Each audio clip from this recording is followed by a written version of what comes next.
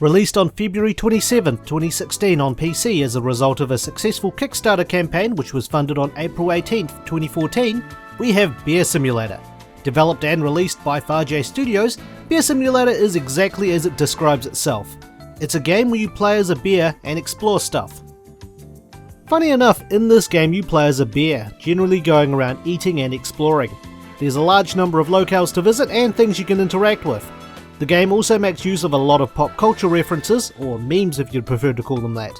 Also, if you were a backer on Kickstarter, which I was not, you also got some goodies for backing the project as well. But, is the game any good?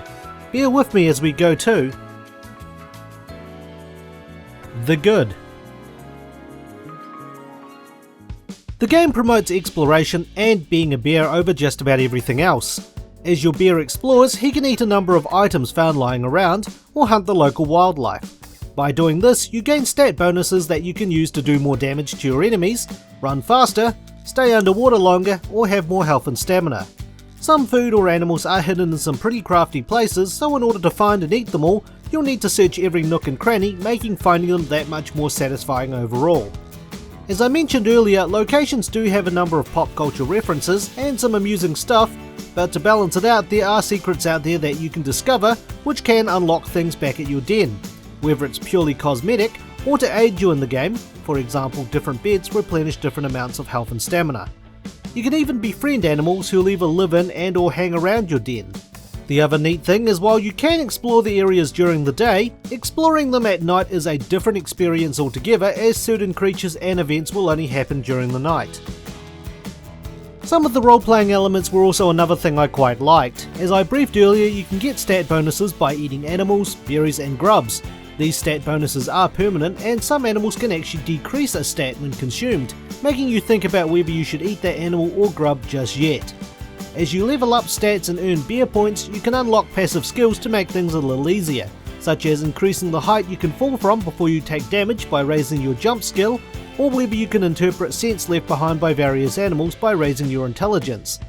Certain events can also provide skills such as being able to climb faster or act courageous in the face of danger. I won't tell you why you would need that.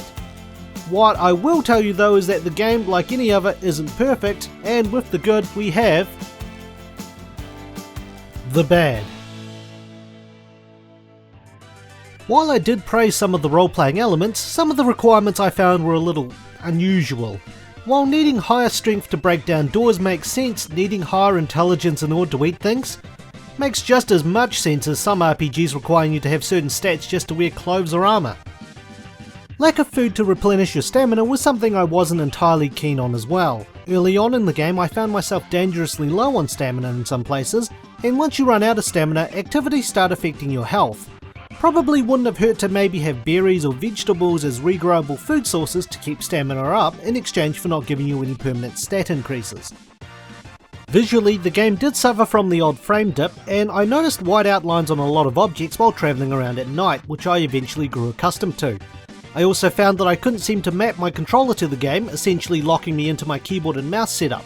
Sometimes jumping would also fail to work, making certain platforming sequences an absolute nightmare to traverse.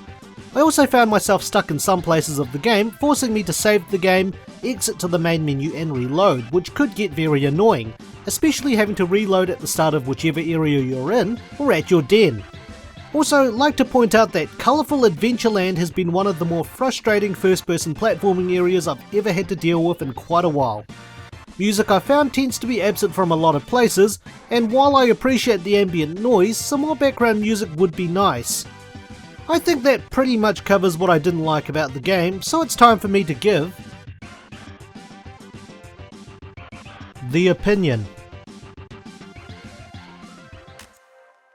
Bear Simulator isn't perfect. I don't expect every game I play to be perfect, but I think Bear Simulator could use a little bit of fixing here and there. Now, I'm aware that there has been some drama about the game's reception, which played a part in the developer not wanting to update the game anymore. And while I respect the decision, don't let the negative feedback get you down. There's always going to be people who will appreciate the hard work you've put into it, as well as people who will put you down over it. At the end of the day, I did have fun throughout the time I spent with the game, and for those who like what they see, there's no harm in giving the game a go. If you also like your pop culture references, memes, You'll also find some joy in playing this game, and with that, it's time for my rating.